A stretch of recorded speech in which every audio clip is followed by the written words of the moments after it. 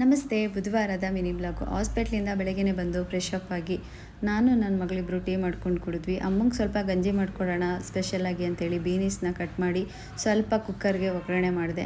ಒಗ್ಗರಣೆ ಮಾಡಿ ಆದಮೇಲೆ ಅದ್ರ ಜೊತೆಗೆ ಸ್ವಲ್ಪ ಟೇಸ್ಟ್ಗೆ ಅಂತೇಳಿ ತೆಂಗಿನಕಾಯಿನ ಕಟ್ ಮಾಡಿ ತೆಂಗಿನಕಾಯಿನೂ ಕೂಡ ನೀಟಾಗಿ ರುಬ್ಕೊಂಡೆ. ತೆಂಗಿನಕಾಯಿನ ರುಬ್ಕೊಂಡು ಸೋಸ್ಕೊಂಡು ಅದಾದಮೇಲೆ ಕುಕ್ಕರ್ಗೆ ಹಾಕಿ ಮಿಕ್ಸ್ ಮಾಡಿ ಒಂದು 2 ವಿಸಲ್ಗೆ ಇಟ್ಟೆ. ಅದಾದಮೇಲೆ ಒಂದು ಬೌಲ್ಗೆ 2 ಸ್ಪೂನು ರಾಗಿ ಹಿಟ್ಟು, 1 ಲೋಟ ನೀರು ಹಾಕಿ ಮಿಕ್ಸ್ ಮಾಡಿಕೊಂಡೆ. ನಮ್ಗೆ ಎಷ್ಟು ಬೇಕೋ ಅಷ್ಟು ಮಾತ್ರ ನಾವು ಗಂಜಿ ಮಾಡ್ಕೋಬೇಕು.